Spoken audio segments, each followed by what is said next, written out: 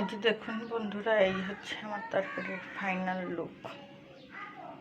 খেতে ভীষণ টেস্টি হয়েছে। আমি অলরেডি একটু টেস্টও করেছি।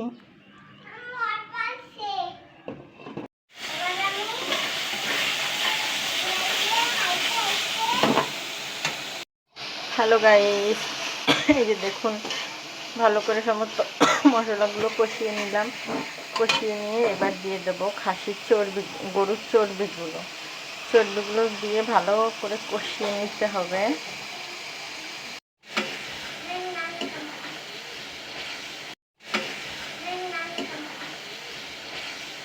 এই যে দেখুন বন্ধুরা, চর্বিগুলোকে ভালো করে কষিয়ে নেবার পরে ঠিক এরকম একটা মশলার তেল উঠে আসবে।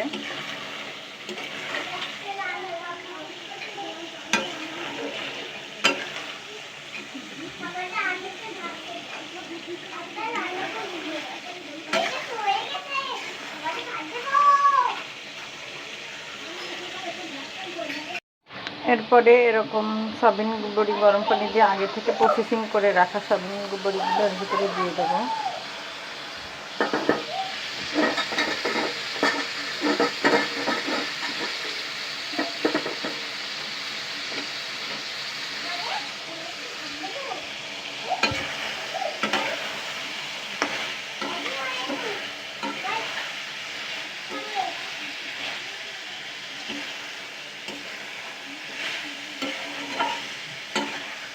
ভালো করে কষিয়ে নিতে হবে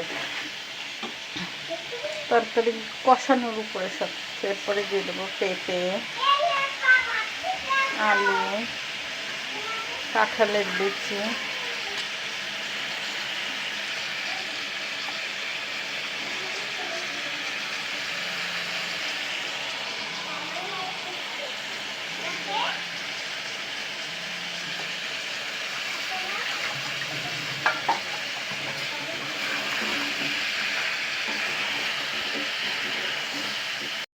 এবার দিয়ে দেবো সব রকম সবজি এবং কিছু গরম মশলার গুঁড়ো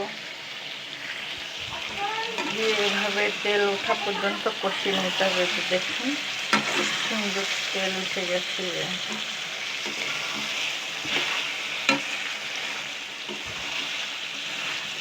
একবার এই রেসিপিটা রান্না করে খেয়ে দেখুন, যতবার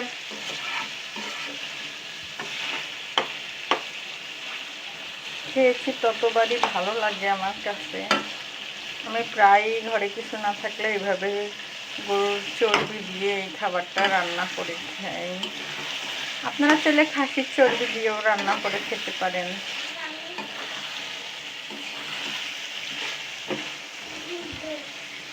এবারে আমি দিয়ে দেব ফুটান্ত গরম পানি।